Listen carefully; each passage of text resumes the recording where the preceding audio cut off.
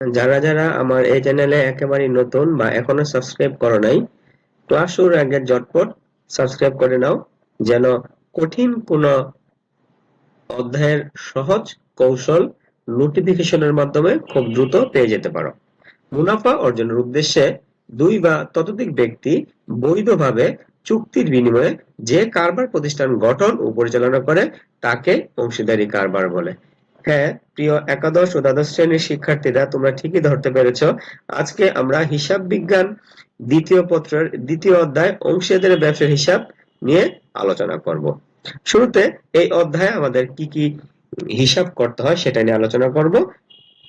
লাভ লোকসান আবন্টন হিসাব, অংশীদারদের মূলধন হিসাব, অংশীদারদের চলতি হিসাব এবং অংশীদারদের ঋণ হিসাব। এই হিসাবগুলো আমাদের এই অধ্যায় থেকে করতে হয়। মূলত সৃজনশীল খ এবং গ এর জন্য আমরা এই হিসাবগুলো করে থাকি। আবার একটু লক্ষ্য করো, অংশীদারদের মূলধন হিসাবে আমরা দুটি পদ্ধতি অনুসরণ করে থাকি। একটা হচ্ছে পরিবর্তনশীল পদ্ধতি, একটা হচ্ছে স্থায়ী পদ্ধতি। সবসময় একটা কথা মনে রাখবে, লাভ লোকসান আবন্টন হিসাবের সাথে অংশীদারদের মূলধন হিসাবের বিপরীতমুখী একটা সম্পর্ক রয়েছে। এই বিষয়ে আমরা একটু পরে বিস্তারিত আলোচনা করব। তো যখনই আমাদের অংশীদারদের মূলধন হিসাবটি স্থায়ী পদ্ধতিতে করতে বলবে, ঠিক তখনই আমাদের অংশীদারদের চলতি হিসাব প্রস্তুতের একটা বিষয় উঠে আসে। আবার তোমাদের মনে এও একটা কোশ্চেন থাকতে পারে, কখন কখন আমরা অংশীদারদের মূলধন হিসাবটি পরিবর্তনশীল পদ্ধতিতে করব বা কখন আমরা স্থায়ী পদ্ধতিতে করব। শুধুমাত্র যদি অংশীদারদের চুক্তিপত্রে উল্লেখ থাকে মূলধন স্থায়ী পদ্ধতিতে করতে হবে, অথবা অঙ্কে যদি প্রশ্নে আমাদের চলতি হিসাবের কোনো ডেবিট বা ক্রেডিট উদ্বৃত্ত দেওয়া থাকে, শুধুমাত্র তখনই আমরা অংশীদারদের মূলধন হিসাবটি স্থায়ী পদ্ধতিতে সংরক্ষণ করব। আর স্থায়ী পদ্ধতিতে সংরক্ষণ করার ক্ষেত্রে আমাদের অংশীদারদের চলতি হিসাব করতে হয়। নতুবা অন্য সকল সময় আমরা অংশীদারদের মূলধন হিসাব করার ক্ষেত্রে অবশ্যই পরিবর্তনশীল পদ্ধতি অনুসরণ করব। আর অংশীদারদের ঋণ হিসাবটা মূলত আমাদের সৃজনশীল কতে অনেক সময় পরীক্ষায় করতে বলে। যাই হোক, কোশ্চেনের ধরন অনুপাতে আমরা মূলত হিসাবগুলো করে থাকব। তো শুরুতে আমরা লাভ লোকসান আবন্টন হিসাব নিয়ে আলোচনা করব। লাভ লোকসান আবন্টন হিসাব। প্রিয় শিক্ষার্থী, একটু লক্ষ্য করো, লাভ লোকসান আবন্টন হিসাবের দুইটা অংশ, একটা হচ্ছে ডেবিট অংশ, একটা হচ্ছে ক্রেডিট অংশ। ডেবিট অংশে অংশীদারি ব্যবসায় সকল প্রকার খরচগুলো হিসাবভুক্ত করতে হয় এবং ক্রেডিট অংশে অংশীদারি ব্যবসার সকল প্রকার আয়গুলো হিসাবভুক্ত করতে হয়। একটা বিষয় তোমরা মনে রাখবে, খরচের ক্ষেত্রে আমরা দুই ধরনের খরচ পাবো। এক, অংশীদারি ব্যবসার খরচ, দুই, অংশীদারদের খরচ। আয়ের ক্ষেত্রে আমরা দুই ধরনের আয় পাবো, অংশীদারি ব্যবসার আয়, অংশীদারদের আয়। তোমাদের একটা কোশ্চেন মনে জাগতে পারে যে আমরা কিভাবে বুঝবো কোনটা অংশীদারদের আয় বা ব্যয়, কোনটা কারবারের আয় ব্যয় ব্যয়। একটু লক্ষ্য করবে, যে সমস্ত আয় বা ব্যয়ের সাথে অংশীদারদের মূলধন হিসাব বা অংশীদারদের চলতি হিসাব হেডিং দেওয়া থাকবে এবং ভিন্ন ভিন্ন বা নির্দিষ্টভাবে অংশীদারদের নাম দেওয়া থাকবে, ওই সমস্ত আয় বা ব্যয়গুলো হচ্ছে আমাদের অংশীদারদের আয় বা ব্যয়। এবং যে সমস্ত আয় বা ব্যয়ের সাথে কোনো অংশীদারদের নাম উল্লেখ থাকবে না, ওই সমস্ত আয় বা ব্যয়গুলো হচ্ছে কারবারের আয় বা ব্যয়। তোমরা এই চ্যাপ্টার থেকে লাভ লোকসান আবন্টন হিসাবটা করার ক্ষেত্রে একটু প্রেজেন্টেশনটা লক্ষ্য করবা। একটু দেখো, ডেবিট দিকে আমরা শুরুতে দিয়েছি লাভ লোকসান হিসাব উদ্বৃত্ত নিট লোকসান। তার অর্থ হচ্ছে এটা বিগত বছরের নিট লোকসান হিসাবে বিবেচনা করা হয় এবং তোমরা কোশ্চেনে সবার শেষে এই লেনদেনটি পাবা। আমাদের অঙ্কে নিট লোকসানও থাকতে পারে, আবার নিট মুনাফা বা লাভও থাকতে পারে। তো নিট লাভ থাকলে সেটাকে আমরা ক্রেডিট দিকে সবার প্রথমে লাভ লোকসান হিসাব উদ্বৃত্ত নিট লাভ হিসাবে হিসাবভুক্ত করব, আর নিট লোকসান থাকলে আমরা ডেবিট দিকে সবার প্রথমে লাভ লোকসান হিসাব উদ্বৃত্ত বা নিট লোকসান হিসাবে হিসাবভুক্ত করব। এরপর দ্বিতীয় লেনদেনটি হচ্ছে, একটু লক্ষ্য করো, আমরা একটা হেডিংস দিয়েছি অংশীদারদের মূলধন বা চলতি হিসাব, মূলধনের সুদ আমরা ধরে নিয়েছি এই অঙ্কে 3 জন অংশীদার ক, খ, গ। মূলধনের সুদ যেহেতু প্রতিষ্ঠান অংশীদারদেরকে প্রদান করে, এটা প্রতিষ্ঠানের এক ধরনের খরচ, তাই ডেবিট দিকে আসবে।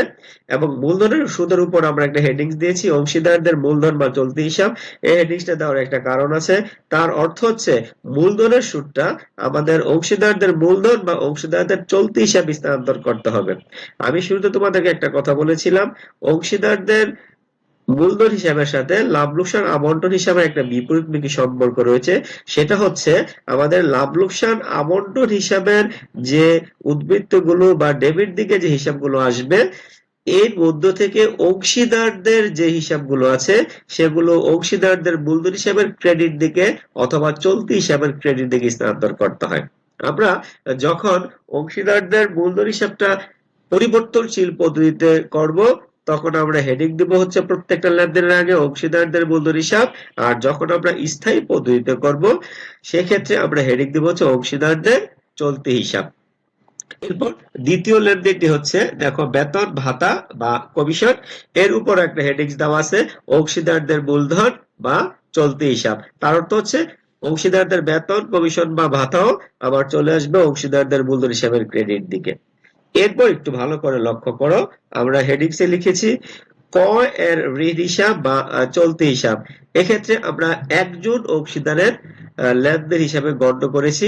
একজন অংশীদারের কোন লেনদেনের ক্ষেত্রে আমরা অংশীদারদের মূলধন বা চলতি হিসাব হেডিং দিতে পারবো না, নির্দিষ্ট একজনের নাম উল্লেখ করে হেডিং দিতে হবে।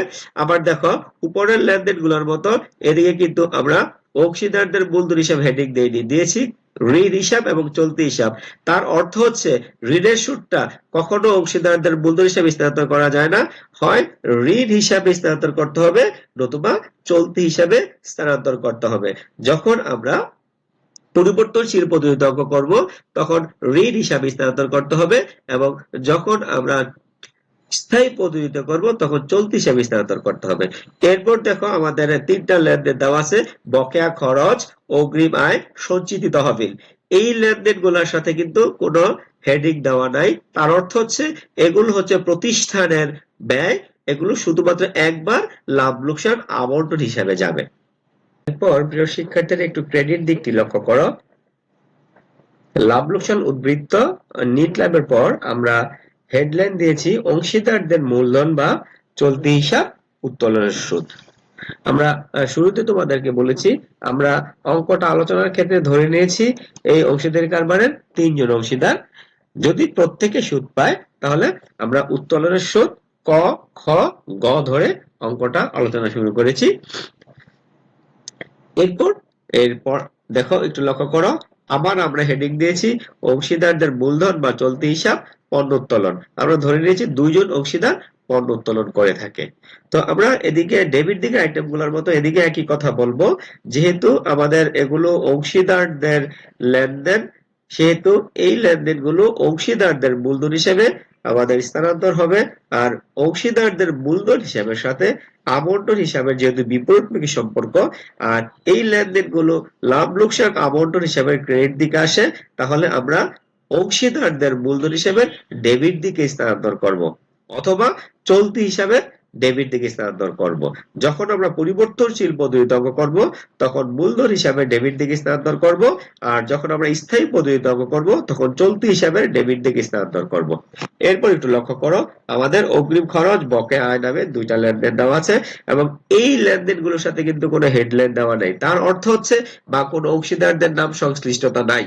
তার অর্থ হচ্ছে এগুলো হচ্ছে কারবারের লেনদেন, এগুলো একবারই আসবে শুধুমাত্র লাভ লোকসান আবন্টন হিসাবে। এরপর আমাদের শিখতে হবে বা আমরা আলোচনা করব যে লাভ লোকসান আবন্টন হিসাব থেকে আমরা কি পাই। লাভ লোকসান আবন্টন হিসাব থেকে আমরা মূলত অংশীদারদের বন্টনযোগ্য ক্ষতির অংশ বা অংশীদারদের বন্টনযোগ্য মুনাফার অংশ নির্ণয় করে থাকি। লাভ লোকসান আবন্টন হিসাবের যখন ক্রেডিট পাস বড় হবে, আমার বুঝতে হবে যে তখন প্রতিষ্ঠানের মুনাফা অর্জিত হয়েছে, আর এই মুনাফাটাকে বলা হয় বন্টনযোগ্য মুনাফা। এই বন্টনযোগ্য মুনাফাটা আমরা অংশীদারদের মধ্যে চুক্তিপত্র অনুপাতে বন্টন করব। আবার কখনো যদি ডেবিট পাসটা বড় হয় তাহলে বুঝতে হবে প্রতিষ্ঠানের ক্ষতি, আর এই ক্ষতিটাকে বলবো আমরা বন্টনযোগ্য ক্ষতি। এই বন্টনযোগ্য ক্ষতিটিও আমরা অংশীদারদের চুক্তিপত্রের ধারা অনুপাতে অংশীদারদের মধ্যে বন্টন করব। প্রিয় শিক্ষার্থীরা, আমাদের এটা হচ্ছে অংশীদারি ব্যবসা হিসাবে প্রথম ক্লাস। প্রথম ক্লাসে আমরা শুধুমাত্র বিভিন্ন হিসাবগুলো নিয়ে আলোচনা করব। আমি আরেকটা ক্লাস নেব এর উপর।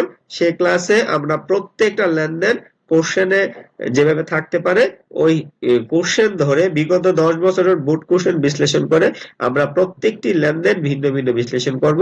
আশা করি তোমরা দ্বিতীয় ক্লাসটি মনোযোগের সহিত দেখবে। প্রিয় শিক্ষার্থীরা, এখন আমরা অংশীদারদের মূলধন হিসাব নিয়ে আলোচনা করব।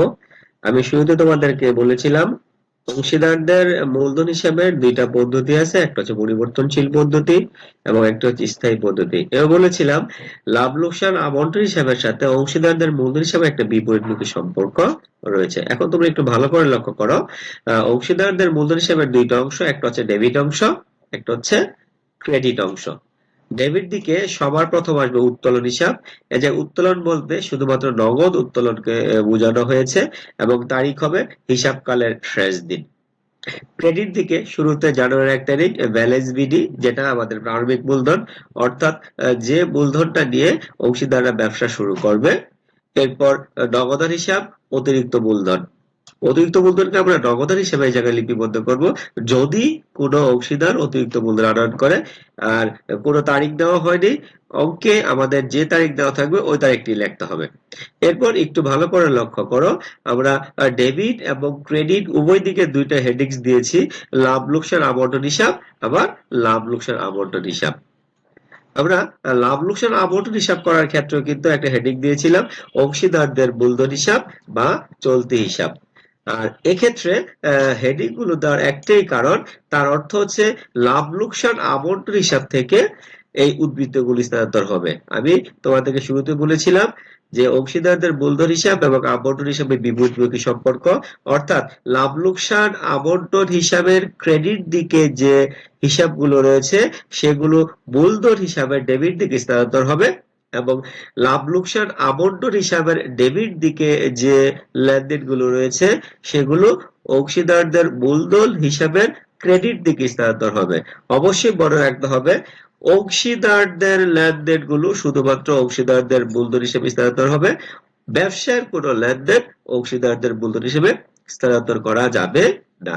আমরা যদি একটু লাভ লোকসান আবন্টন হিসাবের কথা মনে করি, লাভ লোকসান আবন্টন হিসাবের ডেবিট দিকে আমরা পেয়েছিলাম নিট লোকসান, পেয়েছিলাম মূলধনের অংশীদারদের মূলধনের সুদ, অংশীদারদের বেতন, অংশীদারদের কমিশন, পেয়েছিলাম বকেয়া খরচ, অগ্রিম আয় এবং বন্টনযোগ্য মুনাফা এবং ঋণের সুদ। তো ডেবিট আইটেমগুলো থেকে শুধুমাত্র মূলধনের সুদ, বেতন, কমিশন এবং বন্টনযোগ্য মুনাফাকে আমরা অংশীদারদের মূলধন হিসাবের ক্রেডিট দিকে স্থানান্তর করেছি। এক্ষেত্রে নিট লোকসান অথবা সঞ্চিত তহবিল অথবা বকেয়া খরচ অথবা অগ্রিম আয়কে কিন্তু আমরা অংশীদারদের মূলধন হিসেবে স্থানান্তর করিনি, কারণ এই লেনদেনগুলো অংশীদারি কারবারের। আর ঋণের সুদটাকে আমাদের অংশীদারদের মূলধন হিসেবে স্থানান্তর না করার কারণ হচ্ছে অংশীদারদের ঋণের সুদটা কখনো আমাদের অংশীদারদের মূলধন হিসেবে স্থানান্তর করা যায় না। ঋণের সুদ সর্বদা অংশীদারদের ঋণ হিসাবে অথবা অংশীদারদের চলতি হিসাবে স্থানান্তর করা হয়। আবার আমরা লাভ লোকসান আবন্টন হিসাবে ক্রেডিট দিকে পেয়েছিলাম নিট লাভ, পেয়েছিলাম অংশীদারদের উত্তোলনের সুদ, পেয়েছিলাম আমরা অংশীদারদের পণ্য উত্তোলন এবং বন্টনযোগ্য লোকসানের অংশ।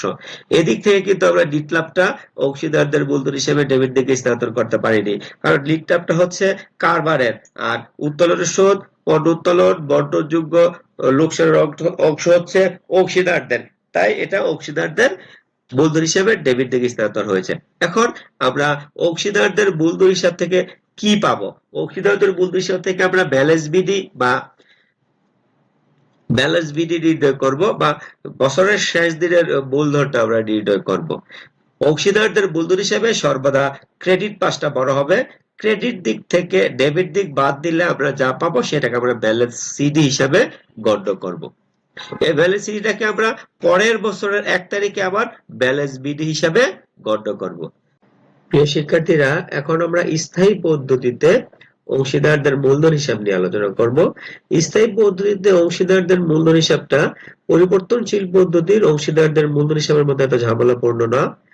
স্থায়ী পদ্ধতিতে অংশীদারদের মূলধন হিসাব করার ক্ষেত্রে শুধুমাত্র প্রারম্ভিক মূলধন এবং অতিরিক্ত মূলধন নিয়ে স্থায়ী পদ্ধতিতে অংশীদারদের মূলধন হিসাবটা তৈরি করতে হয়। ক্রেডিট দিকে আমাদের প্রারম্ভিক মূলধনটি ব্যালেন্স বিডি নামে আমরা হিসাবভুক্ত করব, এবং যদি কোনো অংশীদার অতিরিক্ত মূলধন আনয়ন করে তাহলে তারিখ অনুপাতে নগদান হিসাবে আমরা অতিরিক্ত মূলধনটাকে লিপিবদ্ধ করব। স্থায়ী পদ্ধতির মূলধন হিসাবে আমাদের সর্বদা অংশীদারদের ক্রেডিট পাশের টাকা যোগফল বড় হবে। ক্রেডিট থেকে ক্রেডিট উদ্বৃত্তটাকে আমরা ব্যালেন্স সিডি হিসাবে অর্থাৎ সমাপনী মূলধন হিসাবে হিসাবভুক্ত করব। আবার এই সমাপনী মূলধনটা পরের বছর 1 তারিখে ব্যালেন্স বিডি হিসাবে আমরা হিসাবভুক্ত করব। আমি শুরুতেই বলেছি তোমাদেরকে যে স্থায়ী পদ্ধতিতে অংশীদারদের মূলধন হিসাবটা পরিবর্তনশীল পদ্ধতির মূলধন হিসাবের মতো এত ঝামেলাপূর্ণ নয়। প্রিয় শিক্ষার্থীরা, সর্বশেষ আমরা অংশীদারদের চলতি হিসাব নিয়ে আলোচনা করব। তোমরা অবশ্যই একটা কথা মনে রাখবে, যখন আমরা অংশীদারদের মূলধন হিসাব স্থায়ী পদ্ধতিতে সংরক্ষণ করব ঠিক তখনই কিন্তু অংশীদারদের চলতি হিসাব প্রস্তুত করতে হয়। আর অংশীদারদের চলতি হিসাবটা তোমরা আরো সহজভাবে মনে রাখতে পারো যদি আমরা একটু অংশীদারদের পরিবর্তনশীল পদ্ধতিতে মূলধন হিসাবের কথা মনে রাখি। অংশীদারদের পরিবর্তনশীল পদ্ধতির মূলধন হিসাবের সাথে অংশীদারদের চলতি হিসাবের অনেকটা মিল রয়েছে। শুধুমাত্র পার্থক্য হচ্ছে অংশীদারদের চলতি হিসাব করার ক্ষেত্রে এই যে কোনো প্রারম্ভিক মূলধন বা অতিরিক্ত মূলধন স্থানান্তরিত হবে না। তো আমাদের অঙ্কে অংশীদারদের চলতি হিসাবের প্রারম্ভিক উদ্বৃত্ত থাকতে পারে। অংশীদারদের চলতি হিসাবের প্রারম্ভিক উদ্বৃত্ত ডেবিট উদ্বৃত্ত হতে পারে, আবার ক্রেডিট উদ্বৃত্ত হতে পারে। যখন প্রশ্নে উল্লেখ করা থাকবে অংশীদারদের চলতি হিসাবে ক্রেডিট উদ্বৃত্ত, সেক্ষেত্রে ক্রেডিট উদ্বৃত্তটাকে আমরা ক্রেডিট দিকে জানুয়ারির 1 তারিখে ব্যালেন্স বিডি হিসেবে হিসাবভুক্ত করব। আবার যদি কোশ্চেনে আমাদের অংশীদারদের চলতি হিসাব উদ্বৃত্তটি ডেবিট থাকে তাহলে আমরা ডেবিট দিকে জানুয়ারির 1 তারিখে ব্যালেন্স বিডি হিসাবে গণ্য করব। আর উদ্বৃত্তের ক্ষেত্রে যদি ডেবিট বা ক্রেডিট কিছু উল্লেখ না থাকে তাহলে ওই উদ্বৃত্তটাকে আমরা ক্রেডিট বলে সর্বদা গণ্য করব। এরপর চলে আসবে ডেবিট দিকে উত্তোলন হিসাব।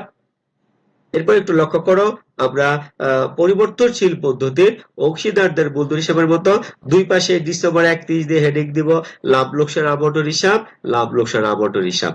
এরপর আমাদের যে কাজটা করতে হবে সেই অংশীদারদের মূলধন হিসাব পরিবর্তনশীল পদ্ধতির মতো লাভ লোকসান আবন্টন হিসাবের লেনদেন গুলো আমাদের একটু উল্টিয়ে দিতে হবে। তার অর্থ হচ্ছে লাভ লোকসান আবন্টন হিসাবের ডেবিট লেনদেন গুলো চলে আসবে ক্রেডিট দিকে এবং ক্রেডিট লেনদেন গুলো চলে আসবে ডেবিট দিকে। এক্ষেত্রে আমি আবারও একটা কথা বলি, অবশ্যই অংশীদারদের লেনদেন গুলো আমাদের স্থানান্তর হবে। অংশীদারি ব্যবসার কোনো লেনদেন এদিকে স্থানান্তর হবে না, অর্থাৎ যে সমস্ত লেনদেনের সাথে অংশীদারদের নাম নির্দিষ্ট করা থাকবে শুধুমাত্র ওই লেনদেন গুলো আমরা স্থানান্তর করব। আর অংশীদারদের মূলধন হিসাব পরিবর্তনশীল পদ্ধতির সাথে আরেকটু পার্থক্য আছে।